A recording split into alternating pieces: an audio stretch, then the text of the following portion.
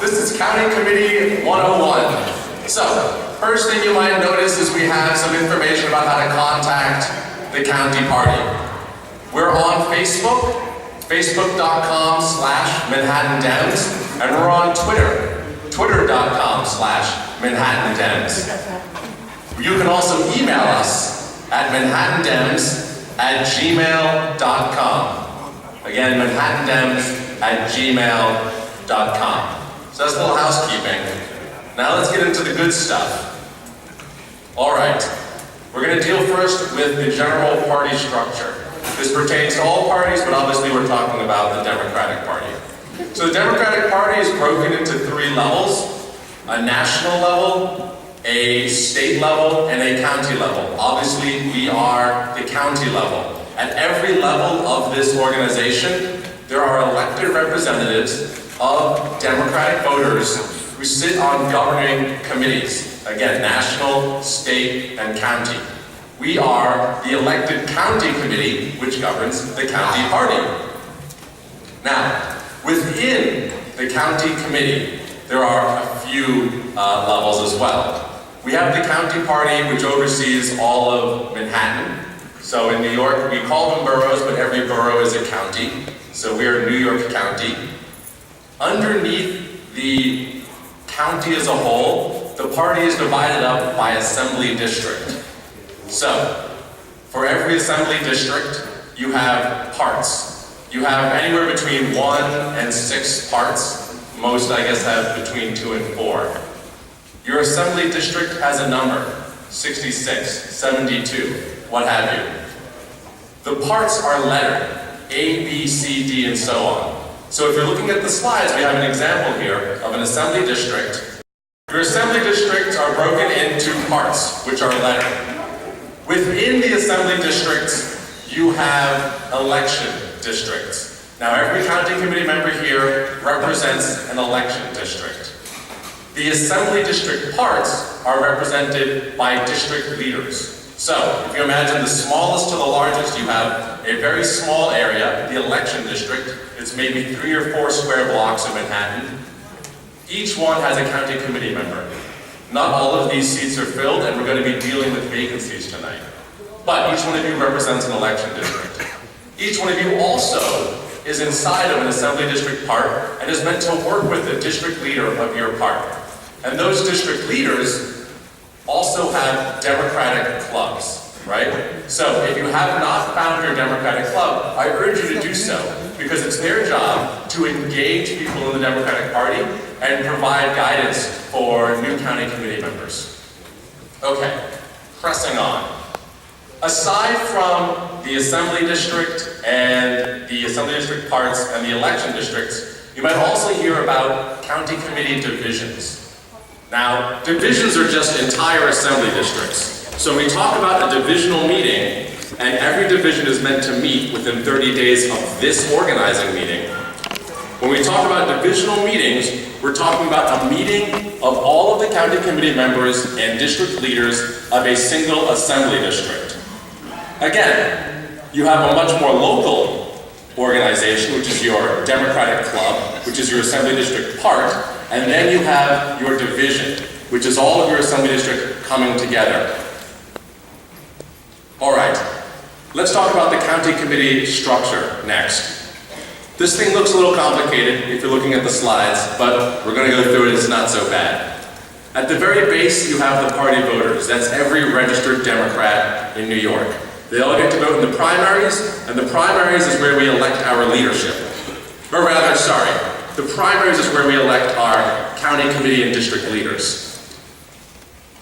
There's about 2,000 seats. Again, not all of them are always filled, but the seats that are filled, those representatives, we all convene here at the county committee meeting, and the county committee elects a chair, a secretary, a treasurer, a deputy treasurer, a deputy, oh actually not a deputy secretary, that's an error. That's not actually in the rules. A first vice chair, a second vice chair, and a third vice chair. So, Domenico Minerva is the chair. He was the chair for the last 2 years, and he's running again, and I'm the secretary. I've been secretary for the last 2 years, and I'm running again tonight. You'll also meet all the folks who are running again for all these other positions. Now, there is also an executive board of the county committee. This body meets relatively infrequently. It's meant to be called after every election, after every primary election in which new county committee members are elected. So that's once every 2 years. It can meet more frequently, we'll talk about that in a second. But the executive board meets roughly about once a month. And the folks who sit on the executive board are the district leaders. There's 2 for every assembly district part, a male and a female. And again, they're associated with the Democratic clubs in your neighborhood. They are directly elected by Democratic voters in the primary, just as the members of the county committee are. The district leaders elect from amongst themselves a chair and a vice chair of the executive board and the county leader. The county leader is essentially the CEO or president of the Democratic Party in Manhattan. The chair and the secretary, which are elected by this body, also sit on the executive board, but they are ex officio and have no vote. So let's look at the next slide. We are now on slide number 6. You should see only 3 things. A leader, it's a circle that says leader, a box that says district leaders, and a box that says the county committee. These are analogies to help you understand where everybody fits into this puzzle. The leader, like I mentioned, is similar to the CEO or president of the Manhattan Democratic Party. They make most of the decisions, and when the other bodies aren't in session, they have the power to act on behalf of the Democratic Party. The district leaders are like a board or a cabinet, and the county committee functions something like shareholders or the legislature. So, what we are doing tonight, we're now on slide number 8.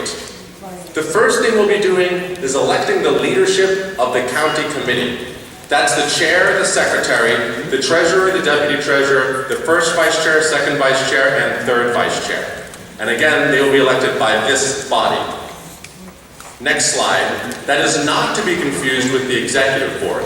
The executive board, again, is just the district leaders, 2 for every assembly district part, and they elect the county leader. So, next slide, number 10. The next thing we're going to do here is approve the rules. There are bylaws and rules which govern the functioning of the county committee of the Democratic Party in Manhattan. They must be approved by a majority of the county committee members here tonight. They are amendable by a majority vote of the county committee, and they are available for all to see on manhattandems.org/about/rules. The last thing that the county committee can do as a whole is vote on resolutions. As far as I know, there are no resolutions tonight, but resolutions, commit the party to a position, and they too must be approved by a majority of county committee members. You might have a resolution saying like, let's build wind turbines or something, I don't know, stuff like that. What we do otherwise, that will be the business that we conduct here tonight, and those are the main functions of the county committee. There are a few other super important things that the county committee does outside of a full meeting like this. The first is the filling of vacancies. So we're on slide number 13 now, and this is super important. So if you're unfamiliar with it, please find somebody with a phone. When there's a vacancy of public office and a special election is called, there's no primary. Because there's no primary, the county committee decides who the Democrat will be in that election. The Republicans have their own county committee, everybody has their own thing. We're the Democratic County Committee, that means we basically choose winners. So if somebody should leave public office for any reason, if they should retire in the middle of their term, if, God forbid, they should pass away before their term is up, and there's a special election, the affected county committee, the affected parts of the assembly district convene the county committee, and they will decide who the Democratic nominee will be in that special election. If you go to slide number 14, it looks something like this. Candidates come before you, the county committee members. There will be a vote, and out comes the Democrat. The next thing that the county committee members are meant to do is engage the voters in their districts. The reason we have a county committee member for every election district goes all the way back to when Manhattan was a machine. Thank goodness it is not any longer. But, I mean, how many of you have lived in Brooklyn? That's the real question. But the purpose of the county committee members is to organize the people in their neighborhood. And so one of the important things that the county committee members do, in concert with the district leaders and the Democratic clubs, is ensure that people are registered to vote and that they're familiar with their Democratic leadership and how to participate both in elections but also in the Democratic Party. Now, the last thing that the county committee can do is convene itself to conduct further business. Like I mentioned, this body is required to meet after a new county committee is elected every 2 years, but that need not be a minimum. You can convene the county committee to update rules, pass resolutions, whatever it is, although all the officers will be elected for 2 years.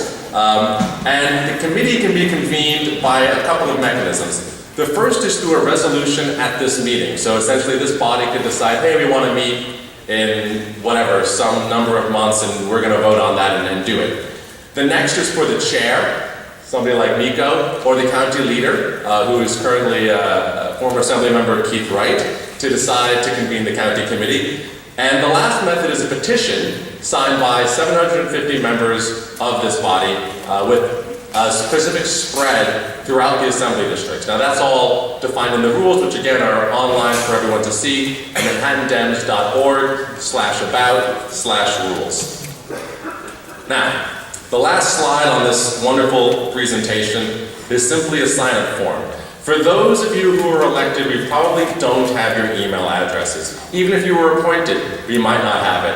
So in order to make this very simple, or as simple as possible, I should say, and because there are a lot of very, very important things that you're empowered to do as members of the county committee, we'd love to have an electronic means of getting in touch with you, as opposed to just sending you mail.